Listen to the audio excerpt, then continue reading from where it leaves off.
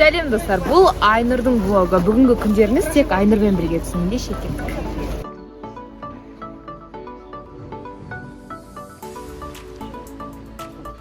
Достар, менің бүгінгі блогым Таутұрандағы қысқы мектеп туралы болмақ. Негізі 3 күн болады, бірінші күнін түсіріп беретін боламын. Тамашалаңыздар, соңына дейін коммент жазыңыздар, лайк басыңыздар. Қысқы мектеп әр жыл сайын дәстүрлі түрде радио күніне арналып өткізіледі. Қазақстанның түкпір-түкпірінен журналистер келіп, студенттер келіп, оқытушылар, түрлі осы журналистиканың әр саласында жүрген эксперттер, мамандар келіп, бізге мастер-класстар, дәрістер өтеді. Сабақтарда айтпағанда, тау бөктеріндегі осындай әсем табиғат, таза ауа әр қайсымызға болсын ұнары анық.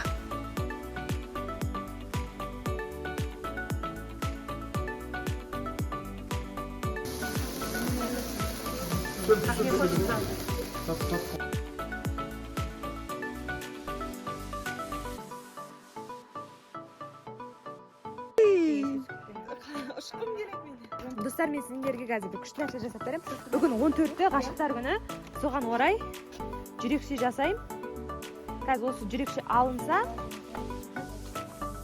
міне жүрекше достар. Алма жүрек? Иә. Былай икемге келтіріп жүрек құсатып болуға болады былай. Жүрекпен шын ниетпен қарасаңдар жүрекке ұқсайды. Иә, ұқсатып көрсеңдер, өзім қазір жасап берейін. Кеше радио күні болды, бүгін ғашықтар күні, кітаптар сыйлау күні.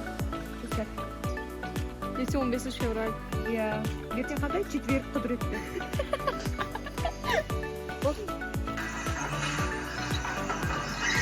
Да есть информация.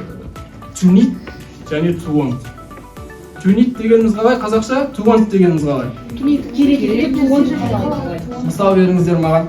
Кет.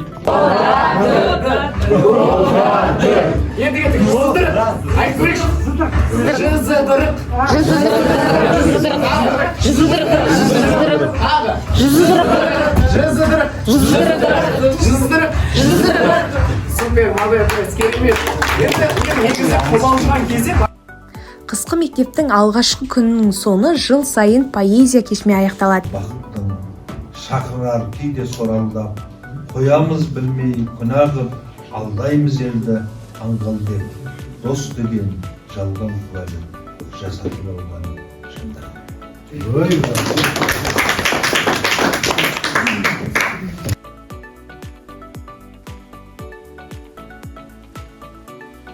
Менің рухани құндылықтарға бай бір күнім осылай аяқталды.